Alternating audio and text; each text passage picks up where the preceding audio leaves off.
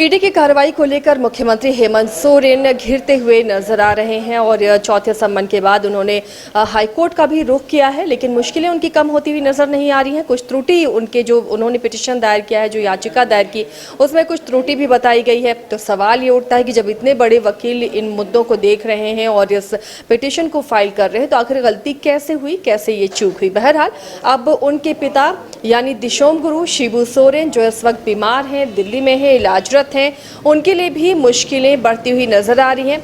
ये कहना गलत नहीं होगा कि पूरा सोरेन परिवार अभी मुश्किलों के दौर से गुजर रहा है इस चुनावी सीजन में। करिश्मा भी हमारे साथ जुड़ी हुई हैं और उनसे समझने की कोशिश करेंगे। करिश्मा, चुनावी माहौल पूरा बन गया है राज्य में भी, देश के साथ ही।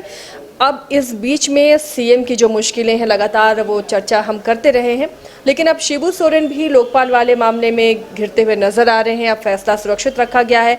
क्या लग रहा है ये जो चौतरफा सोरेन परिवार पर जिस तरह मुसीबतें आ रही है, वो राज्य की राजनीति में कितना असर डालेंगी? जी देखिए, जाहिर सी बात है कि 2024 को लेकर सभी राजनीतिक दल जो है वो फिलहाल तैयारियों में जुट चुका है। चाहे हम झारखंड मुक्ति मोर्चा की बात कर लेंगे, कांग्रेस की या फिर भारतीय जनता पार्टी की, सभी लोग रणनीति के तहत तमाम कार्य कर रहे हैं। किस तरीके से लोगों से जुड़ना है, उसको लेकर भी एक अलग से रणनीति तैयार की जा रही है। लेकिन देखिए, जिस तरीके से जमीन घोटाले मामले में लगातार ईडी जो है अपना कार्रवाई कर रही है, और ऐसे में कई लोगों को ईडी कार्यालय भी बुलाया गया था, जोनल ऑफिस में बुलाया गया था, घंटों घंटे उनसे पूछताछ हुई थी।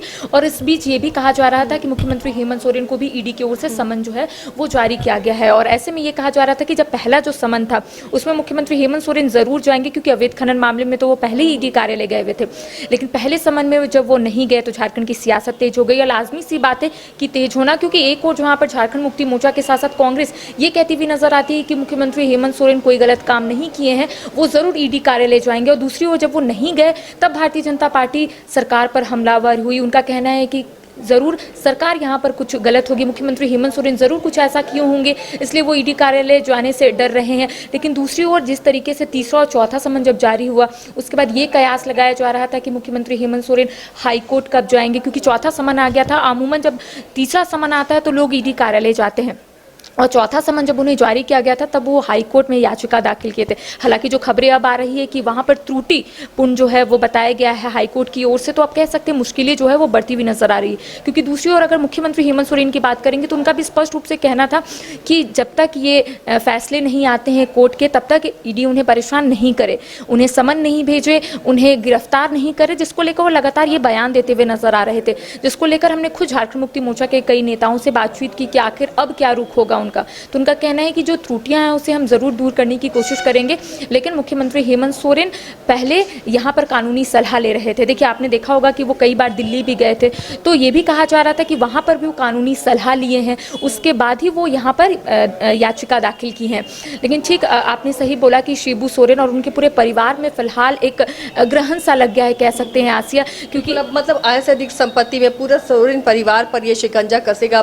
फैसला जो सुरक्षित रखा गया है, उस फैसले में क्या आता है, तो वाकई अगर इनके पक्ष में फैसला नहीं आता है तो मुश्किलें बढ़ जाएंगी। जी, जाहिर सी बात है कि देखिए, शिबू सोरेन की तबीयत फिलहाल नासाज चल रही है, वो दिल्ली में है, और ऐसे में इधर जो लोकपाल के समक्ष एक केस दर्ज किया गया था, और ये 2020 का मामला था। कहा जा रहा था कि आय से अधिक संपत्ति का मामला है, जिसको लेकर लगातार भारतीय जनता पार्टी भी सवाल खड़े कर रही थी। उनका कहना था कि तमाम चीज़ें जो है वो सामने आ जाएगी, आय से अधिक संपत्ति का मामला है, जो राज्य में घोटाला हो रहा है उसमें कहीं ना कहीं सोरेन परिवार जो है वो शामिल है। सोरेन परिवार ने अपने परिवार के साथ साथ कई रिलेटिव को, वो जो ज़मीन का जो मामला चल रहा था उसमें कई लोगों को संपत्ति दी है, तमाम चीज़ें जो है वो सामने आ रही थी। तो कह सकते हैं कि फिलहाल बहुत हार्ड टाइम है यहाँ पर आसिया सोरेन परिवार के लिए। एक और जहाँ मुख्यमंत्री हेमंत सोरेन काफ़ी परेशान चल रहे हैं, फिलहाल वो ये सोच रहे हैं कि तमाम चीज़ों से कैसे निकले, क्योंकि चुनावी मोड में तमाम जो राजनीतिक दल है वो है।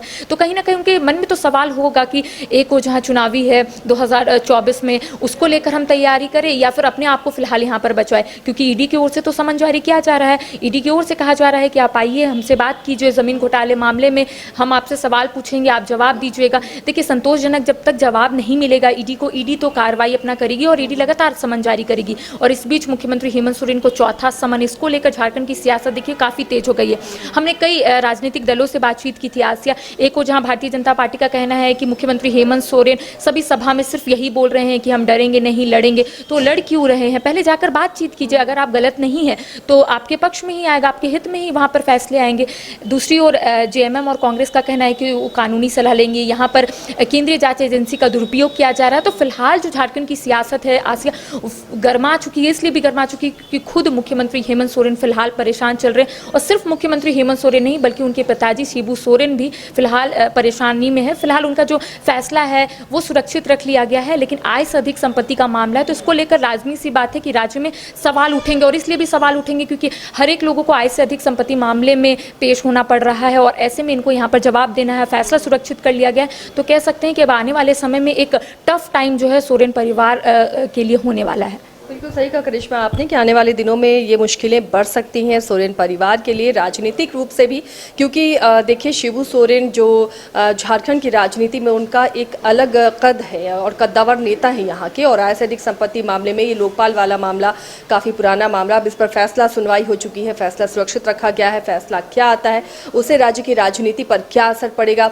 इधर मुख्यमंत्री हेमंत सोरेन का भी मामला हाईकोर्ट में है। अब जब उनकी याचिका त्रुटिपूर्ण पाई गई है, क्या दोबारा से अब याचिका उसे सुधार कर दायर की गई है, हाईकोर्ट क्या निर्णय लेता है और उसके बाद ईडी की आगे कार्रवाई क्या होगी, तो ये इन तमाम चीज़ों का असर राज्य की राजनीति पर ज़रूर पड़ने वाला है।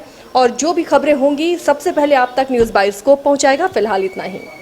IIT जी नीट एस्पिरेंट्स के सपने को पंख देने आ गया है कंप्लीट सॉल्यूशन इंस्टीट्यूट। यहाँ है smart classroom, 1-to-1 doubt clearing session, ask the expert, video solution और भी बहुत कुछ। मतलब हम करेंगे आपको गाइड, बनेंगे आपके mentor. Foundation classes from class 6 onwards for your bright future. Visit complete solution institute. झूमेंगे घूमेंगे गाएंगे हम, वाइल्ड वाली वाटर पार्क जाएंगे हम। झूमेंगे घूमेंगे गाएंगे हम, वाइल्ड वाली वाटर पार्क जाएंगे हम। वाटर पार्क में फुल ऑन फन करेंगे, फैमिली संग वाइल्ड वादी चलेंगे। वाइल्ड वादी एंड अम्यूजमेंट वाटर पार्क एक नए अवतार में, तो तैयार हो जाइए वाइल्ड वादी में अनलिमिटेड मस्ती के लिए। साथ ही 33 फीट की हाइट से मल्टी लेन और बर्ड पार्क का भी ले फुल मजा। वाइल्ड वादी अम्यूजमेंट वाटर पार्क, देवी मंडप रोड, 10 माइल चौक, रांची।